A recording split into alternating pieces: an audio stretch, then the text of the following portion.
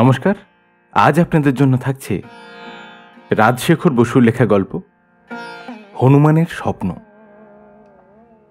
রাম রাজপদে প্রতিষ্ঠিত হইয়া অপ্রতিহত প্রভাবে রাজ্য শাসন ও অপত্য নির্বিশেষে প্রজাপালন করিতে লাগিলেন। কোশল রাজ্য শান্তির ও স্বাস্থ্যের নিলয় হইল। প্রজার গৃহ ধনধান্যে ভরিয়া উঠিল। তস্কর বঞ্চক ও পণ্ডিত মূর্খগণ বৃত্তিনাশ হেতু পলায়ন করিল। দেশে আর্তপীড়িত নাই, ধর্মাধিকরণে বাদী প্রতিবাদী নাই, কারাগার জনশূন্য, ভীষকগণ রোগীর অভাবে ভোগীর পরিচর্যায় নিযুক্ত হইলেন। বিচারকগণ পরস্পরের ছিদ্রানুসন্ধানে রত হইয়া অবসর বিনোদন করিতে লাগিলেন। হনুমান এখন অযোধ্যাতেই বাস করেন। রাম তাহার জন্য এক সুরম্য কদলী কাননে সপ্ততল কাষ্ঠ ভবন নির্মাণ করিয়া দিয়াছেন। মহাবীর তথায় পরম সুখে বাস করিতে লাগিলেন এবং ভক্ত প্রজাবর্গের সমাদরে সর্বাঙ্গীন পরিপুষ্টি লাভ করিলেন। কিন্তু কয়েক মাস পরেই তাহার ভাবান্তর লক্ষিত হইল। অযোধ্যাবাসী উদ্বিগ্ন হইয়া দেখিল, পবননন্দন দিন দিন কৃশ হইতেছেন, তাহার কান্তি ম্লান হইতেছে, তাহার আর তেমন স্ফূর্তি নাই। রামের আদেশে রাজবৈদ্যগণ হনুমানের চিকিৎসা করিলেন। বিস্তর অরিষ্ট, মোদক ও রসায়নাদির ব্যবস্থা হইল, কিন্তু উপকার দর্শিল না। ভীষকগণ হতাশ হইয়া বলিলেন, মহাবীরের যে ব্যাধি তাহা আধ্যাত্মিক, ঔষধে সারিবার নয়। অগত্যা বশিষ্ঠ ঋষি হনুমানের মঙ্গল কামনায় এক বিরাট যজ্ঞের উদ্যোগ করিতে লাগিলেন। তখন রাজ্ঞী সীতা হনুমানকে রাজান্তঃপুরে ডাকিয়া জিজ্ঞাসা করিলেন, বৎস, তোমার কি হইয়াছে প্রকাশ করিয়া বলো। আমি তোমার মাতৃতুল্য, বলিতে সংকোচ করিও না। মহাবীর কিয়ৎক্ষণ তাহার বাম গ্রীবা কণ্ডুয়ন করিলেন, তারপর দক্ষিণ গ্রীবা কণ্ডুয়ন করিলেন। তদনন্তর মস্তক নত করিয়া মৃদুস্বরে কহিলেন, মাতো, আমার গোপন কথা যদি নিতান্তই শুনিতে চাও তবে না বলিয়া উপায় নাই। কিছুদিন পূর্বে আমি স্বপ্নে পিতৃগণকে দেখিয়াছি। তাহারা সুমেরু শিখরে সারি সারি পা ঝুলাইয়া বসিয়া আছেন এবং বিষণ্ণ বদনে নিজ নিজ উদরে হাত বুলাইতেছেন। এই দুঃস্বপ্নের অর্থ আমি বশিষ্ঠপুত্র বামদেবকে জিজ্ঞাসা করিয়াছিলাম। তিনি বলিলেন, হে মহাবীর, ও কিছু নয়। তোমার পিতৃগণ ক্ষুধিত হইয়াছেন। তুমি কদলী দগ্ধ করিয়া শ্রাদ্ধ করো এবং ব্রাহ্মণগণকে ভূরি দক্ষিণা দাও। আমি বামদেবের উপদেশ পালন করিলাম, কিন্তু তাহার পর আবার পিতৃগণ আমাকে স্বপ্নে দর্শন দিলেন। তখন আমার জ্ঞান হইল যে তাহারা ক্ষণিক ব্যবস্থায় তৃপ্ত হইবেন না। আমার মৃত্যুর পর কে তাহাদিগকে পিণ্ড দিবে? লোকে যে বয়সে বিবাহ করিয়া গার্হস্থ্য ধর্ম পালন করে, আমি সেই বয়সে সুগ্রীবের অনুচর হইয়া বানপ্রস্থে কালহরণ করিয়াছি। এখন প্রভু রামচন্দ্রের কৃপায় সুগ্রীব রাজ্য লাভ করিয়াছেন, রাবণ বিনষ্ট হইয়াছে, আমারও অবসর মিলিয়াছে। কিন্তু আমি এখন বার্ধক্যের দ্বার দেশে উপস্থিত। এখন যদি দ্বার পরিগ্রহ করিয়া গৃহী হইতে চাই, তবে লোকে আমাকে ধিক্কার দিবে। হা, আমার পিতৃঋণ শোধের কি উপায় হইবে? হে দেবী, এই দুশ্চিন্তা আমাকে অহরহ দহন করিতেছে। আমি নিরন্তর পিতৃগণের ম্লান মুখ ও শূন্য উদর দেখিতে পাইয়াছি। আমার ক্ষুধা নাই, নিদ্রা নাই, শান্তি নাই। এই বলিয়া হনুমান নীরবে অশ্রুমোচন করিতে লাগিলেন। হনুমানের বচন শুনিয়া দেবী জানকী ঈষৎ হাস্য সহকারে কহিলেন, হে বীরশ্রেষ্ঠ, এজন্য আর চিন্তা কি? তুমি লোকলজ্জায় অভিভূত হইও না। এই দণ্ডে বিবাহ করিয়া পিতৃগণকে নিশ্চিন্ত করো। তোমার কি এমন বয়স হইয়াছে? আমার পূজ্যপাদ শ্বশুর মহাশয় তোমার অপেক্ষাও অধিক বয়সে ভরতজননীকে ঘরে আনিয়েছিলেন। আমি আমার সখীগণকে ডাকিয়া আনিতেছি। তাহারা সকলে সুরূপা, সুশীলা, সদ্বংশিয়া। তোমার যাহাকে ইচ্ছা পত্নীত্বে বরণ করো। হে কপিপ্রবর, আমি নিশ্চয় কহিতেছি, এই অযোধ্যায় এমন কন্যা নাই যে তোমাকে পতিরূপে পাইয়া ধন্য হইবে না। তুমি তোমার জাতির জন্য কিছুমাত্র কুণ্ঠিত হইও না। আমি অনুরোধ করিলে মহর্ষি বশিষ্ঠ উপনয়ন সংস্কার দ্বারা তোমাকে ক্ষত্রিয় বানাইয়া দিবেন। অথবা যদি মানবীতে তোমার অভিরুচি না থাকে তবে কিষ্কিন্ধায় গমন করো এবং একটি পরমা সুন্দরী বানরীর পাণিগ্রহণ করিয়া সত্বর অযোধ্যায় ফিরিয়া আইস। তোমার পত্নীর নাম যাহাই হোক, আমি তাহাকে হনুমতি বলিব এবং এই রাজপুরীর বধূগণ মধ্যে সাদরে গ্রহণ করিব। তখন হনুমান প্রফুল্ল হইয়া কহিলেন, জনকনন্দিনী, তোমার জয় হোক। আমি কৌলিন্য ভঙ্গ করিব না, বানরী বিবাহ করিব এবং শ্রীরামচন্দ্রের অনুমতি লইয়া অদ্বৈ কিষ্কিন্ধা যাত্রা করিব। হনুমান নানা গিরি নদী বনভূমি অতিক্রম করিয়া দণ্ডকারণ্যে উপস্থিত হইলেন। তখন অপরাহ্ন, সূর্যাস্তের বিলম্ব নাই। মহাবীর এক বিশাল শালমলি তরুর শাখায় বসিয়া বিশ্রাম করিতে লাগিলেন এবং চতুর্দিকে চাহিয়া দেখিলেন নিকটে কোথাও রাত্রিবাসের উপযুক্ত আশ্রয় আছে কিনা। সহসা অদূরে একটি সুবৃহৎ পর্ণগৃহ নয়নগোচর হইল। হনুমান বৃক্ষ হইতে নামিয়া সেই গৃহে উপস্থিত হইয়া দেখিলেন তাহার অভ্যন্তর পরিপাটিরূপে সজ্জিত। ভূমিতে কোমল তৃণরাশির উপর মসৃণ মৃগচর্মের আস্তরণ, এক কোণে স্তূপীকৃত সুপক্ক আম্র পনস রম্ভাদি ফল, অন্য কোণে চন্দনকাষ্ঠের মঞ্চের উপর রাজোচিত বসন, উত্তরীয়, উষ্ণীষ প্রভৃতি পরিচ্ছদ এবং বিবিধ প্রসাধন দ্রব্য, প্রাচীর গাত্রে লম্বিত একটি সুরম্য পরিবাদিনী বীণা। হনুমান সমস্ত নাড়িয়াচাড়িয়া দেখিয়া সহর্ষে কহিলেন, অহো, নিশ্চয়ই স্বর্গস্থ পিতৃগণ আমার প্রতি স্নেহবশে এই উপহার সামগ্রী প্রেরণ করিয়াছেন। তাহাদের প্রীতির নিমিত্ত আমি এখনই এই পরিচ্ছদ ধারণ করিব এবং রাত্রিকালে এই উপাদেয় ভোজ্য সকল আহার করিব। এই বলিয়া হনুমান সেই বিচিত্র বসন উত্তরিয়াদি পরিধান করিলেন এবং মস্তকে উষ্ণীষ স্থাপন করিয়া অতিশয় শোভমান হইলেন। তাহার পর শয্যায় উপবেশন করিয়া ভাবিলেন, এখনো বেলা অবসান হয় নাই, ভোজনের বিলম্ব আছে, ততক্ষণ আমি এই বীণা বাজাইয়া দেখি। মহাবীর সাবধানে বীণাটি পারিলেন, কিন্তু বাদ্যের উপক্রম করিতেই তাহার প্রবল অঙ্গুলি স্পর্শে সমস্ত তার ছিঁড়িয়া গেল। হনুমান বিরক্ত হইয়া বলিলেন, এই ক্ষণভঙ্গুর যন্ত্র মাদৃশ বীরের অস্পৃশ্য।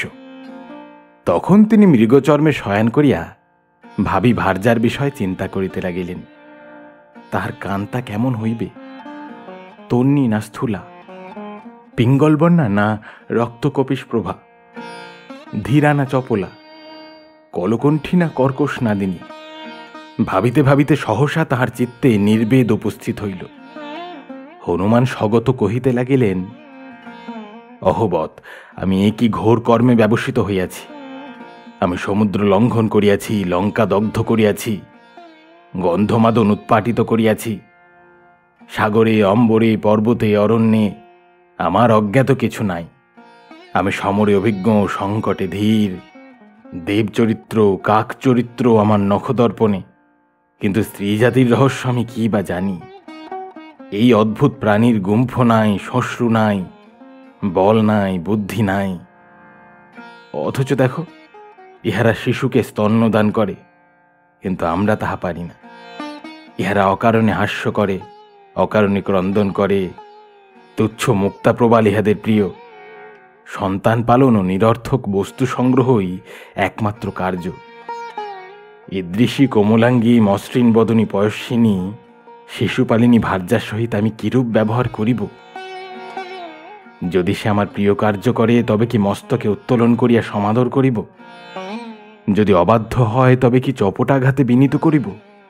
বানর ধর্মশাস্ত্রী এবং বিধ শাসনের বিধান আছে বটে, কিন্তু মানবশাস্ত্র কি বলে?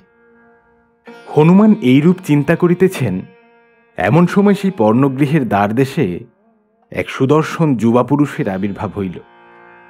তাহার বেশভূষা বহুমূল্য, স্কন্ধ হইতে সরাসন লম্বিত, পৃষ্ঠে তুনীর, এক হস্তে বাণবিদ্ধ 10টি তিত্তির পক্ষী, অন্য হস্তে একটি সদ্য আহৃত বৃহৎ মধুচক্র। আগন্তুক হনুমানকে দেখিয়া ক্রোধে ক্ষিপ্ত হইয়া বলিলেন, ওহে বানরাধম, তুই কোন সাহসে আমার রাজবেশ আত্মসাৎ করিয়া আমার শয্যায় শুইয়া আছিস? দাঁড়া, তোকে এখনই জমালয়ে পাঠাইতেছি। হনুমান কহিলেন, ওহে বীরপুঙ্গব, তিষ্ঠ তিষ্ঠ। হঠকারিতা মূর্খের লক্ষণ। ধীর ব্যক্তি অগ্রপশ্চাৎ বিবেচনা করিয়া কার্য করেন। আমি রামদাস হনুমান, লোকে আমাকে মহাবীর বলে, ইহার অধিক পরিচয় অনাবশ্যক। তখন আগন্তুক সসম্ভ্রমে ললাটে যুক্তকর স্পর্শ করিয়া কহিলেন, অহ, আমার কি সৌভাগ্য যে শ্রী হনুমানের দর্শন লাভ করিলাম। মহাবীর, তুমি অজ্ঞানকৃত অপরাধ ক্ষমা করো। আমি তুম্বদেশের অধিপতি, নাম চঞ্চরিক। তোমার যোগ্য সৎকার করি এমন আয়োজন আমার এই অরণ্য কুটিরে নাই। যদি কোনোদিন আমার রাজপুরীতে পদরেণু দাও, তবেই আমার তৃপ্তি হইবে।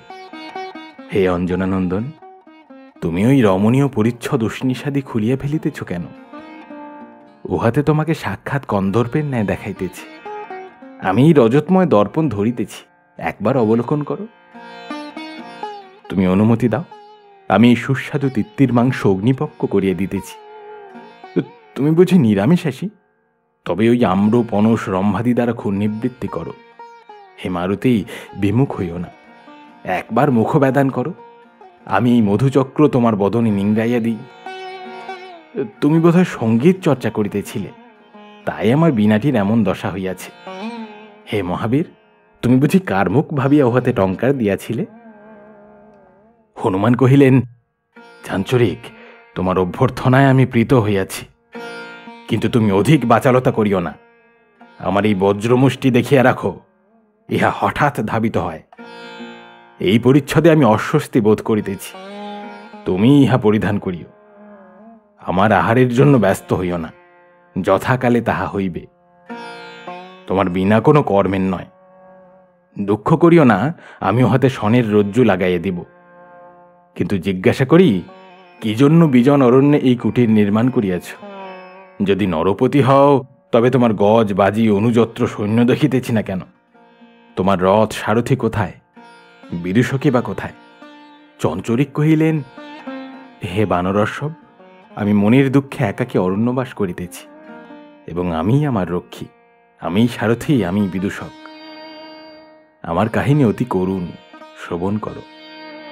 আমার মহিষী পরম রূপবতী এবং অশেষ গুণশালিনী, কিন্তু তাহাকে ঠিক পতিব্রতা বলিতে পারি না। একদা আমি তাহার এক সুন্দরী সখীর সহিত কিঞ্চিত রসচর্চা করিতেছিলাম।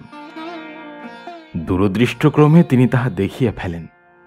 এই তুচ্ছ কারণে তিনি বাক্যালাপ বন্ধ করিয়া ক্রোধাগারে বসতি করিয়াছেন।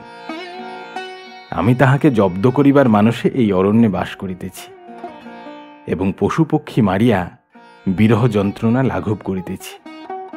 হে পবননন্দন, এখন আমার দৃঢ় ধারণা হইয়াছে যে এক ভার্যা অশেষ অনর্থের মূল। শাস্ত্র যথার্থই বলিয়াছেন, অল্পে সুখ নাই, ভূমাতেই সুখ। শুনিয়াছি এই অরণ্যে মহাতপা লোমশ মুনি বাস করেন। নারী জাতিকে বশে রাখিবার উপায় তিনি সম্যক অবগত আছেন, কারণ তাহার 100 পত্নী। আমি স্থির করিয়াছি তাহাকে গুরুত্বে বরণ করিব। আমার কথা সমস্ত বলিলাম। এখন তুমি কি জন্য অযোধ্যা ত্যাগ করিয়া এখানে আসিয়াছ, শুনিতে ইচ্ছা করি। রামচন্দ্র কি পূর্বোপকার বিস্মৃত হইয়া তোমার অনাদর করিয়াছেন? হনুমান কহিলেন, সাবধান, তুমি রাম নিন্দা করিও না। আমি কিষ্কিন্ধায় যাইতেছি, সেখানে দ্বার পরিগ্রহ করিয়া বধূর সহিত অযোধ্যায় ফিরিব। তোমার উপর আমার প্রীতি জন্মিয়াছে, অতএব মনের কথা খুলিয়া বলি। হে চঞ্চরিক, আমি স্ত্রী তত্ত্ব অবগত নহি, কেবল পিতৃ ঋণ পরিশোধের নিমিত্তই এই দুরূহ সংকল্প করিয়াছি। তোমার দাম্পত্য কাহিনী শুনিয়া আমার চিত্ত সংশয়াকুল হইয়াছে। চঞ্চরিক হাস্য করিয়া কহিলেন, হে হনুমান, ভয় নাই। তুমি যখন গন্ধমাদন বহন করিয়াছ, তখন ভার্যার ভারও বহিতে পারিবে। আমি তোমাকে সমস্তই শিখাইয়া দিব। সম্প্রতি কিছু সারগর্ভ উপদেশ দিতেছি, শ্রবণ করো। পুত্রার্থে ভার্যা করা অতি সহজ কর্ম, কিন্তু যদি প্রেমের জন্য ভার্যা করিতে হয়, তবে স্ত্রী চরিত্রে অভিজ্ঞতা আবশ্যক। নিজ স্ত্রী সলজ্জা হইবে এবং পরস্ত্রী নির্লজ্জা হইবে, ইহাই রসজ্ঞজনের কাম্য। তোমার রামরাজ্যের কথা অবগত নহি, কিন্তু সংসারে এই শুভ সমন্বয় কদাচিৎ দৃষ্ট হয়। অতএব হনুমান কহিলেন, ওহে চঞ্চরিক, তুমি ক্ষান্ত হও, অগ্রে নিজ সমস্যার সমাধান করো, তাহার পর আমাকে উপদেশ দিও। সন্ধ্যা উত্তীর্ণ হইয়াছে, এখন ভোজনের আয়োজন করিতে পার। কুটির দ্বার বন্ধ করিয়া দাও, বনভূমির শীত বায়ু আর আমার তেমন সহ্য হয় না। চঞ্চরিক অর্গল বন্ধ করিয়া প্রদীপ জ্বালিলেন এবং ভোজনের উদ্যোগ করিতে লাগিলেন। সহসা দ্বারে করাঘাত করিয়া কে বলিল, ভো গৃহস্থ, অর্গল মোচন করো, আমি শীতার্ত ক্ষুধার্ত অতিথি। চঞ্চরিক দ্বার উদ্ঘাটন করিলে এক শীর্ণকায় তপস্বী গৃহে প্রবেশ করিলেন। তাহার মস্তক জটামণ্ডিত, শ্বশ্রু আজানুলম্বিত, দেহ লোমে সমাকীর্ণ। চঞ্চরিক প্রণাম করিয়া কহিলেন, তপোধন, আপনাকে দেখিয়াই চিনিয়াছি যে আপনি স্বনামধন্য লোমশ ঋষি। আপনার দর্শন লাভের জন্য আমরা ব্যগ্র হইয়াছিলাম। আপনি বোধহয় যোগ বলে জানিতে পারিয়া কৃপাবশে স্বয়ং উপস্থিত হইয়াছেন। আমি তুম্বরাজ চঞ্চরিক, আর ইনি আমার পরম বন্ধু জগৎবিখ্যাত মহাবীর হনুমান। এই কপিপ্রবর দ্বার পরিগ্রহের নিমিত্ত কিষ্কিন্ধায় যাইতেছেন, কিন্তু সহসা ইহার চিত্ত সংশয়াকুল হইয়াছে। আমার অবস্থাও ভালো নয়। আমার একটি ভার্যা আছেন বটে, কিন্তু আমি বৈচিত্র্যের পিপাসু। ভূমার আস্বাদ লইতে আমার অত্যন্ত বাসনা হইয়াছে। হে ঋষিশ্রেষ্ঠ, শুনিয়াছি দাম্পত্য তত্ত্বে আপনার জ্ঞানের পরিসীমা নাই। আপনার জন্যই পক্ষী মাংস সুলোপক্ষ করিয়া দিতেছি। আপনি ততক্ষণ কিঞ্চিৎ সৎ পরামর্শ দিন। ইত্যবসরে মহর্ষি লোমশ একটি অতিকায় পনস ক্রোড়ে তুলিয়া লইয়া তাহার সুপক্ষ কোষ সকল ক্ষিপ্র হস্তে বদনে নিক্ষেপ করিতেছিলেন। এখন ভোজন সমাপ্ত করিয়া কহিলেন, পবননন্দন, চিরজীবী হও। তুম্বরাজ, তোমার জয় হোক। এখন আমি কিঞ্চিৎ সুস্থ বোধ করিতেছি। অষ্টাহকাল আমার আহার নিদ্রা নাই। আমি গৃহচ্যুত, কৌপিন মাত্র সম্বল। সরাসনে ঝটিতে জ্যা রোপণ করিয়া চঞ্চরিক কহিলেন, প্রভু, কোন দুরাচার রাক্ষস আপনার আশ্রম লুণ্ঠন করিয়াছে? অনুমতি দিন, এই দণ্ডে তাহাকে বধ করিব। আহা, আপনার সকল পত্নী কি অপহৃতা হইয়াছেন? মহাবীর, অবাক হইয়া ভাবিতেছ কি? গাত্রোত্থান করো, আবার তোমাকে সাগর লঙ্ঘন করিতে হইবে। বিভীষণকে ছাড়িয়া দিয়া ভালো করো নাই। লোমশ কহিলেন, তোমরা ব্যস্ত হইও না, আমার ইতিহাস শ্রবণ করো। পূর্বে এই দক্ষিণাপথে 12 বর্ষব্যাপী অনাবৃষ্টি হইয়াছিল। তাহার প্রতিকারকল্পে 100 জন নরপতি আমার শরণাপন্ন হন। তাহাদের রাজ্যের হিতার্থে আমি এক বিরাট যজ্ঞের অনুষ্ঠান দ্বারা সুবৃষ্টি আনয়ন করি। কৃতজ্ঞ নরপতিগণ দক্ষিণাস্বরূপ তাহাদের 100 কন্যা আমাকে সম্প্রদান করেন এবং ভরণ পোষণের যথোচিত ব্যবস্থাও করেন। আমি এই রাজনন্দিনীগণের বাসের নিমিত্ত আমার তপবনে 100 গৃহ নির্মাণ করিয়া দিয়াছি। চঞ্চরিক জিজ্ঞাসিলেন, মুনিবর, আপনার তপবনে ক্রোধাগার আছে তো? লোমশ কহিলেন, প্রত্যেক গৃহই ক্রোধাগার। হতভাগিনীগণ নিরন্তর কলহ করে। তাহাদের গৃহকর্ম নাই, পতিসেবা নাই, ব্রত পূজা নাই।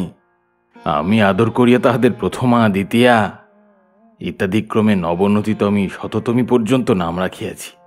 কিন্তু তাহারা পরস্পরকে মুশিকা, চর্মচটিকা, প্যাচকি, ছুছুন্দরী প্রভৃতি ইতর নামে সম্বোধন করে এবং আমাকে ভল্লুক বলে। আমি উত্তক্ত হইয়া পলায়ন করিয়াছি।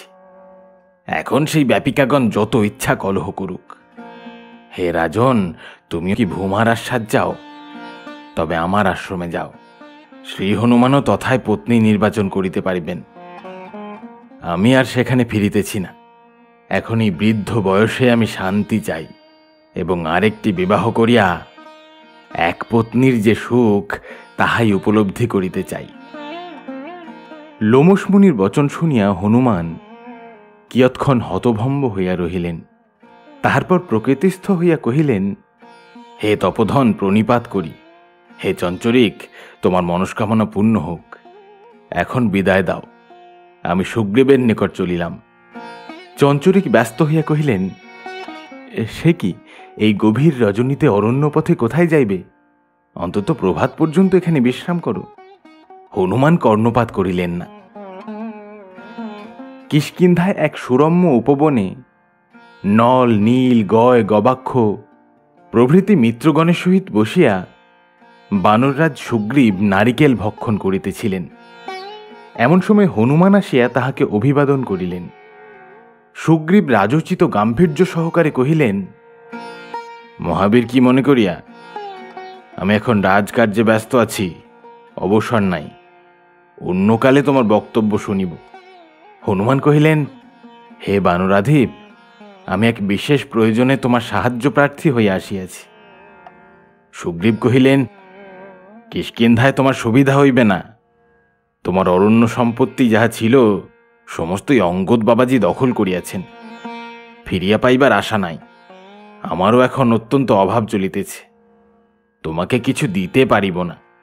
অযোধ্যা ছাড়িলে কেন? ফিরিয়া গিয়া তোমার প্রভু রামচন্দ্রকে নিজ প্রার্থনা জানাও।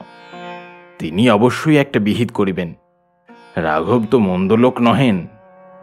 হনুমান কহিলেন, ওহে সুগ্রীব, তোমার চিন্তা নাই। আমি পূর্ব সম্পত্তি চাহি না, তোমার রাজ্যের ভাগও চাহি না। প্রভু রামচন্দ্রের কৃপায় আমার কোনো অভাব নাই। আমি বিবাহ করিবার জন্য এখানে আসিয়াছি, কিন্তু এই অনভ্যস্ত ব্যাপারে আমি সংশয়ান্বিত হইয়াছি। তুমি সৎ পরামর্শ দাও। সুগ্রীব তখন প্রীত হইয়া কহিলেন, হে সুহৃদবর, তোমার সংকল্প অতিশয় সাধু। এতক্ষণ বাজে কথা বলিতেছিলে কেন? ওই সুকোমল বৃক্ষ শাখায় উপবেশন করো, কিঞ্চিত নারিকেলোদক পান করিয়া স্নিগ্ধ হও। হে ভ্রাত, আমি সর্বদাই তোমার হিত কামনা করিয়া থাকি। কেবলই ভাবি, আহা, আমাদের হনুমান সংসারী হইল না। তুমি বিবাহের জন্য কিছুমাত্র চিন্তা করিও না, উহা অতি সহজ কর্ম। দেখো, আমি ৭৮ সহস্র ভার্যায় পরিবৃত হইয়া পরম আনন্দে কালযাপন করিতেছি। হনুমান কহিলেন, তুমি এই পত্নীপুঞ্জ শাসনে রাখো কি করিয়া? তাহারা কলহ করে না? তোমাকে বাক্যবাণে প্রপীড়িত করে না? সুগ্রীব সহাস্যে কহিলেন, সাধ্য কি? আমি কদলী বলকল দ্বারা তাহাদের ওষ্ঠাধর বাঁধিয়া রাখি, কেবল প্রেমালাপকালে খুলিয়া দিই। যাহা হোক, তোমার ভয় নাই। আপাতত তুমি একটি মাত্র পত্নী গ্রহণ করো, পরে ক্রমে ক্রমে সংখ্যার বৃদ্ধি করিও। আমি বলি কি, তুমি অন্যত্র চেষ্টা না করিয়া শ্রীমতী তারাকে বিবাহ করো। আমার আর তাহাকে প্রয়োজন নাই। তিনি প্রবীণা এবং পতি সেবায় পরিপক্কা। তাহাকে লাভ করিয়া তুমি নিশ্চয়ই সুখী হইবে। হনুমান কহিলেন, তুমি তারা দেবীর নাম করিও না, তিনি আমার নমস্যা। সুগ্রীব কহিলেন, বটে, অযোধ্যায় থাকিয়া তোমার মতিগতি বিগড়াইয়াছে দেখিতেছি। আচ্ছা, তুমি আর এক চেষ্টা করিতে পারো। এই কিষ্কিন্ধার দক্ষিণে কিচ্চট দেশ আছে। তাহার অধিপতি প্লবঙ্গম অপুত্রক অবস্থায় লোকান্তর গমন করিয়াছেন।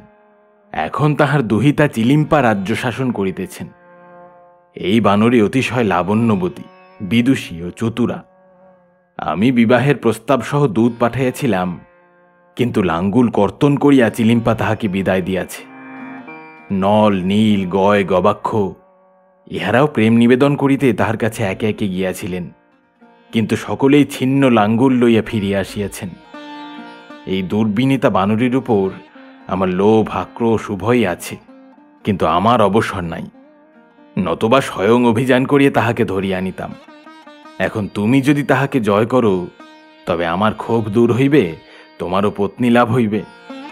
হনুমান কিয়ৎক্ষণ চিন্তা করিয়া কহিলেন, তাহাই হোক, আমি এখনই কিচ্চট দেশে যাত্রা করিতেছি। হনুমান কিচ্চট রাজ্যে উপস্থিত হইলেন। তাহার বিশাল বপু দেখিয়া প্রজাগণ সভয় পথ ছাড়িয়া দিল এবং চিলিম্পাকে সংবাদ দিল, হে রাজনন্দিনী, আর রক্ষা নাই। এক পর্বতাকার বীর বানর তোমার রাজ্য আক্রমণ করিয়াছে। চিলিম্পা কহিলেন, ভয় নাই, অমন অনেক বীর দেখিয়াছি, তাহাকে ডাকিয়া আনো। হনুমান এক মনোরম কুঞ্জবনে আনিত হইলেন। চিলিম্পা তথায় সখীগণে পরিবৃতা হইয়া বসিয়াছেন। তাহার কর্ণে রক্তপ্রবাল, কণ্ঠে কপর্দমালা, হস্তে লীলা কদলী। হনুমান মুগ্ধ হইয়া ভাবিতে লাগিলেন, অহ, সুগ্রীব যথার্থই বলিয়াছেন, এই তরুণী বানরী পরমা সুন্দরী। ইহাকে দেখিবা মাত্র আমার চিত্ত চঞ্চল হইয়া উঠিল, সংশয় দূর হইল। ইহাকে যদি লাভ করিতে না পারি তবে জীবনই বৃথা। ঈষৎ হাস্যে কুন্দদন্ত বিকশিত করিয়া চিলিম্পা কহিলেন, হে বীরবর, তুমি কি হেতু বিনা অনুমতিতে আমার রাজ্যে প্রবেশ করিয়াছ? তুমি কে, কোথা হইতে আসিয়াছ, কি চাও, সমস্ত প্রকাশ করিয়া বলো, আমি তোমাকে অভয় দিলাম। হনুমান উত্তর দিলেন, হে প্লবঙ্গম নন্দিনী, আমি রামদাস হনুমান অযোধ্যা হইতে আসিয়াছি। তোমার পানি গ্রহণ করিয়া আবার অযোধ্যায় ফিরিতে চাই। আমিও তোমাকে অভয় দিতেছি। হনুমানের বাক্য শুনিয়া সখীগণ কিলকিলা রবে হাসিয়া উঠিল। চিলিম্পা কহিলেন, হনুমান, তোমার ধৃষ্টতা তো কম নয়। তোমার কি এমন গুণ আছে যাহার জন্য আমার প্রাণীপ্রার্থী হইতে সাহসী হইয়াছ? হনুমান কহিলেন, আমি সেই রামচন্দ্রের সেবক, যিনি পিতৃসত্য পালনের জন্য বনে যান, যিনি রাবণকে নিধন করিয়াছেন, যিনি দুর্বাদল শ্যাম পদ্ম পলাশ লোচন, যিনি সর্বগুণান্বিত লোকোত্তর চরিত। চিলিম্পা কহিলেন, হে রামদাস, তুমি কি রামচন্দ্রের সম্বন্ধ করিতে আসিয়াছ? হনুমান জিহবা দংশন করিয়া কহিলেন, আমার প্রভু একদার নিষ্ঠ, জনকতনয়া সীতা তাহার ভার্যা, যিনি মূর্তিমতী কমলা, যাহার তুলনা ত্রিজগতে নাই। আমি নিজের জন্যই তোমার কাছে আসিয়াছি। চিলিম্পা কহিলেন, তবে নিজের কথাই বলো। হনুমান কহিলেন, নিজের কীর্তি নিজে বলা ধর্মবিরুদ্ধ, কিন্তু পণ্ডিতগণের মুখে শুনিয়াছি শত্রু ও প্রিয়ার নিকট আত্মগৌরব কথনে দোষ নাই। অতএব বলিতেছি, শ্রবণ করো। আমি সাগর লঙ্ঘন করিয়াছি, গন্ধমাদন উৎপাটিত করিয়াছি, ভগবান ভানুকে কক্ষপুটে রুদ্ধ করিয়াছি, এই দেখো স্ফোটকের চিহ্ন। আমি 7 লক্ষ রাক্ষস বধ করিয়াছি, রাবণের মস্তকে চপটাঘাত করিয়াছি, তাহার রথচূড়া চর্বণ করিয়াছি, এই দেখো একটি দন্ত ভাঙিয়া গিয়াছে। চিলিম্পা কহিলেন, হে মহাবীর, তোমার বচন শুনি আমার পরম প্রীতি জন্মিয়াছে, কিন্তু স্ত্রী জাতি কেবল বীরত্ব চাহে না। তোমার কান্তগুণ কি কি আছে? তুমি নৃত্যগীত জানো, কাব্য রচিতে পারো? হনুমান কহিলেন, ওই চিলিম্পে, রাবণ বধের পর আমি অধীর হইয়া একবার নৃত্যগীতের উপক্রম করিয়াছিলাম, কিন্তু নল, নীল প্রভৃতি বানরগণ আমাকে উপহাস করে, তাহাতে আমি নিরস্ত হই। সুমিত্রানন্দন তখন আমাকে বলেন, মারুতি, তুমি ক্ষুব্ধ হইও না। তুমি যাহা করো তাহাই নৃত্য, যাহা বলো তাহাই গীত, যাহা না বলো তাহাই কাব্য। ইতরজনের বুঝিবার শক্তি নাই।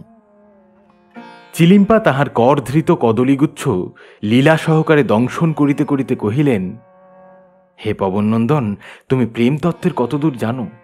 তুমি কোন জাতীয় নায়ক? ধীরোদাত্ত, ধীরোদ্ধত, প্রশান্ত না ললিত? তুমি কি করি আমার মনোরঞ্জন করিবে? কি করি আমার মানভঞ্জন করিবে? আমি যদি গজমুক্তার হার কামনা করি, তবে তুমি কোথায় পাইবে? যদি রাগ করিয়া আহার না করি, তবে কি করিবে? হনুমান ভাবিলেন, এই বিদগ্ধা বানরী এইবার আমাকে সংকটে ফেলিল। ইহার প্রশ্নের কি উত্তর দিব? যাহা হোক, আমি অপ্রতিভ হইব না। হে সুন্দরী, তোমাকে দেখিয়া আমার চিত্ত চঞ্চল হইয়াছে। প্রেমতত্ত্বের ইহাই আমার প্রথম জ্ঞান।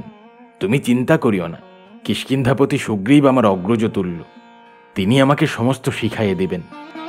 তুম্বরাজ চঞ্চরিক আমার বন্ধু, তিনিও আমাকে জ্ঞান দান করিবেন। তুমি যদি মুক্তাহার কামনা করো, তবে জানকীর নিকট চাহিয়া লইব। যদি আহার না করো, তবে এই লৌহ কঠোর অঙ্গুলি দ্বারা তোমাকে খাওয়াইব। হে প্রিয়ে, আর বিলম্ব করিও না, আমার সহিত চলো। সীতা তোমার হনুমতী নাম দিয়াছেন, তিনি তোমাকে বরণ করিবার জন্য অযোধ্যায় প্রতীক্ষা করিতেছেন। চিলিম্পা তখন হনুমানের চিবুকে তর্জনীর মৃদু মৃদু আঘাত করিয়া মধুর স্বরে কহিলেন, ওরে বর্বর, ওরে অবধ, ওরে বৃদ্ধ বালক, তুমি প্রেমের কিছুই জানো না। যাও, কিষ্কিন্ধা গিয়া সুগ্রীবকে পাঠাইয়া দাও। হনুমান আকুল হইয়া কহিলেন, ওই নিষ্ঠুরে, আমাকে আশা দিয়া নিরাশ করিতেছ কেন? আমি তোমাকে কিছুতেই ছাড়িব না। এই বলিয়া তিনি চিলিম্পাকে ধরিবার জন্য বাহু প্রসারিত করিলেন। চিলিম্পা করতালি দিয়া বিকট হাস্য করিলেন। সহসা বনান্তরাল হইতে কালান্তর জমের ন্যায় 2 মহাকাল নরকপি নিঃশব্দে আসিয়া হনুমানকে অতর্কিতে পাশবদ্ধ করিল। চিলিম্পা কহিলেন, হে অরঙ্গ অটঙ্গ, এই মর্কটের বড়ই স্পর্ধা হইয়াছে। দ্বাদশ আঙ্গুল পরিমাণ ছাঁটিয়া দিয়া ইহাকে বিতাড়িত করো। তখন প্রত্যুৎপন্নমতে হনুমান প্রভঞ্জনকে স্মরণ করিলেন। নিমেষে তাহার দেহ হিমাদ্রিতুল্য হইল, পাশ শতছিন্ন হইল, প্রচণ্ড পদাঘাতে নরকপিদ্বয় সাগর গর্ভে নিক্ষিপ্ত হইল। স্বর্গ মর্ত পাতাল প্রকম্পিত করিয়া মহাবীর উপ উপ রবে 3 বার সিংহনাদ করিলেন। তারপর চিলিম্পার কেশ গ্রহণপূর্বক জয় রাম বলিয়া ঊর্ধ্বে লম্ফ দিলেন। ঝঞ্ঝাবাহিত মেঘের ন্যায় হনুমান শূন্য মার্গে ধাবিত হইতেছেন। আকাশবিহারী সিদ্ধ গন্ধর্ব বিদ্যাধরগণ বলিতে লাগিলেন, হে পবনাত্মজ, এতদিনে তোমার কৌমার দশা ঘুচিল, আশীর্বাদ করি সুখী হও। দিগ্বধূগণ ছুটিয়া আসিয়া বলিল, হে অঞ্জনানন্দন, মুহূর্তের তরে গতি সংবরণ করো, আমরা নববধূর মুখ দেখিব। হনুমান হুঙ্কার করিলেন। গগনচারীগণ ভয়ে মেঘান্তরালে পলায়ন করিল। দিগ্বধূগণ দিগ বিদিকে বিলীন হইল। চিলিম্পা কাতর কণ্ঠে কহিলে, হে মহাবীর, আমার কেশ ছাড়িয়া দাও, বড়ই লাগিতেছে, বরং আমাকে পৃষ্ঠে নতবা বক্ষে ধারণ করো। হনুমান বলিলেন, চপ। চিলিম্পা বলিলেন, হে প্রাণবল্লভ, আমি একান্ত তোমারই হে অরসিক, তুমি কি পরিহাস বুঝিতে পারো নাই? আমি যে তোমা বই আর কাহাকেও জানি না। হনুমান পুনরপি বলিলেন, চপ। নিম্নে কিষ্কিন্ধা দেখা যাইতেছে। সুগ্রীব স্বল্পতোয়া তুঙ্গভদ্রার গর্ভে অষ্টাধিক সহস্র পত্নীসহ জল কেলি করিতেছেন। হনুমান মুষ্টি উন্মুক্ত করিলেন, অব্যর্থ লক্ষ্য। বানরী ঘুরিতে ঘুরিতে সুগ্রীবের স্কন্ধে নিপতিত হইল। ভারমুক্ত হইয়া হনুমান দ্বিগুণ বেগে ধাবিত হইলেন। পঞ্চবটী, জনস্থান, চিত্রকূট, প্রয়াগ, শৃঙ্গবের, অবশেষে অযোধ্যা। সীতা সবিস্ময়ে বলিলেন, একে বৎস, সংবাদ দাও নাই কেন? আমি নগরী সুসজ্জিত করিতাম, বাদ্যভাণ্ড প্রস্তুত রাখিতাম। হনুমতি কই? হনুমান অবনত মস্তকে বলিলেন, মাতো, হনুমতিকে পাই নাই। আমি এক সামান্য বানরী হরণ করিয়া সুগ্রীবকে দান করিয়াছি। হে দেবী, বিধাতা আমার এই বিশাল বক্ষে যে ক্ষুদ্র হৃদয় দিয়াছেন, তাহা তুমিও রামচন্দ্র পরিপূর্ণ করিয়া বিরাজ করিতেছ। দারাপুত্রের স্থান নাই। সীতা বলিলেন, বৎস, পিতৃঋণ শোধের কি করিলে? হনুমান মস্তকে করাঘাত করিয়া বলিলেন, অহ পাষণ্ড, আমি সে কথা ভুলিয়াই গিয়াছিলাম। জননী, তুমি এই বর দাও, যেন অমর হইয়া চিরকাল পিতৃগণের পিণ্ডোদক বিধান করিতে পারি। সীতা বলিলেন, বৎস, তাহাই হোক। তখন হনুমান পরিতুষ্ট হইয়া বিশাল বক্ষ প্রসারিত করিয়া ভুজদ্বয় ঊর্ধ্বে তুলিয়া বজ্র নির্ঘোষে বলিলেন, জয় সীতারাম। শেষ হলো আজকের গল্প, রাজশেখর বসুর লেখা হনুমানের স্বপ্ন। খুব শীঘ্রই ফিরে আসবো নতুন গল্প নিয়ে। সকলে ভালো থাকবেন। ধন্যবাদ।